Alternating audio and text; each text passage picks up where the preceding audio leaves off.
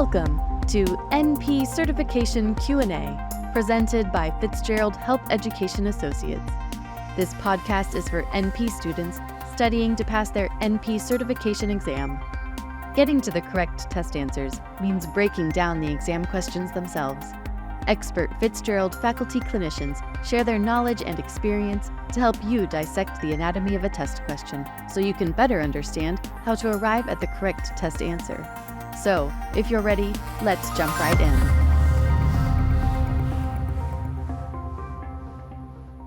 Which of the following is a true statement with respect to the CAGE-AID questionnaire?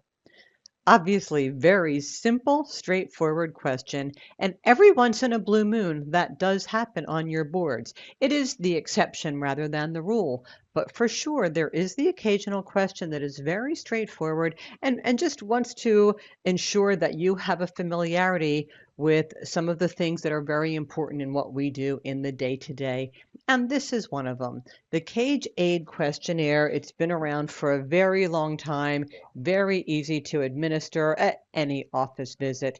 And so you do want to know what is. It's certainly a reasonable expectation for your boards. So which of the following is a true statement with respect to the CAGE-AID questionnaire? A, it is a 5-item questionnaire used to screen for alcohol use disorder. B, a yes answer to one item is considered highly sensitive for use disorder. C, a positive CAGE questionnaire mandates intervention for use disorder. Or D, volume of alcohol or drug use is not a factor in a positive result.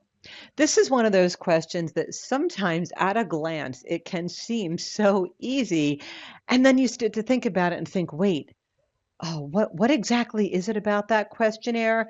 You know, sometimes we do tend to get lost in studying the things that we don't know as well, the things that seem more complex, and those basic, staple day-to-day, the very first things we learned in the world of mental health.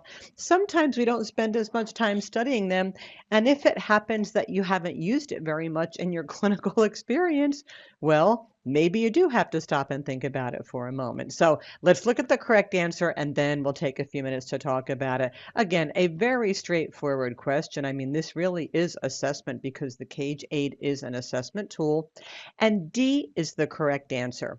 The correct answer is D, volume of alcohol or drug use is not a factor in a positive result.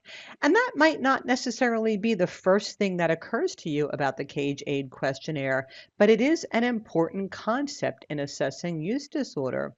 While volume and frequency of use is often higher than the typical recreational user, the CAGE-AID questionnaire screens for psychosocial impact, not volume. So if you think about the questions on the tool, none of them address volume. Now remember, this is a 4-item tool, so A is not the correct answer. The CAGE questionnaire has been around for a very long time, and then it was updated or adjusted to include drug screening. So the CAGE-AID is just a tweak on the CAGE questionnaire to include screening for recreational drugs, not just alcohol.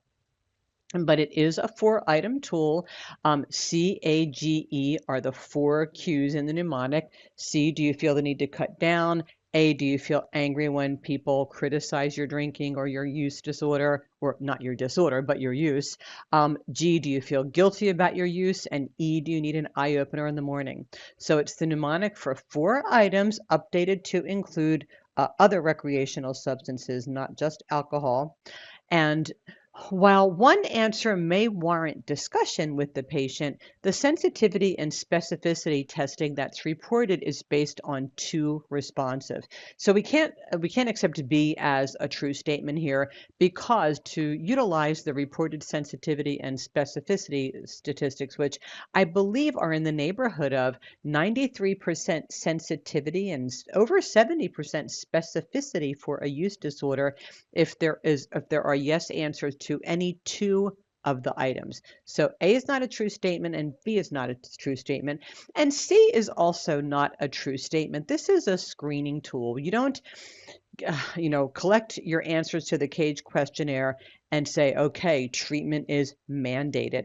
A positive screening, remember, a positive screening in any aspect of healthcare means that you have to pursue a little bit further, use more, typically more invasive, more specific specificity testing. I guess that's redundant. But again, the idea here is the CAGE is a screening tool. If you have a positive response, you need to explore further. It doesn't mandate intervention for use disorder. And that leaves us with D, and D is a true statement. Again, if you think about those 4 questions, do you feel the need to cut down? If the patient feels the need to cut down, then they probably need to think about that. It doesn't matter how much or how little that they are using. A, if the patient feels annoyed when their use or alcohol use is criticized, again, there's no volume implicit there. G for guilty. Do you feel guilty for your use? We're not talking about volume at all.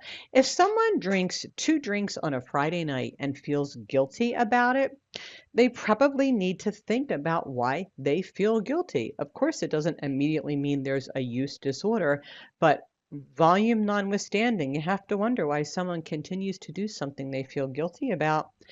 And then E for eye opener. I mean, I guess if you need an eye opener, you probably do need to consider that. but the significant point here is that none of those yes answers have anything to do with volume. So D is the correct answer. Thank you for listening to NP Certification Q&A, presented by Fitzgerald Health Education Associates. Please rate, review, and subscribe to this podcast. And for more NP resources, visit FHEA.com.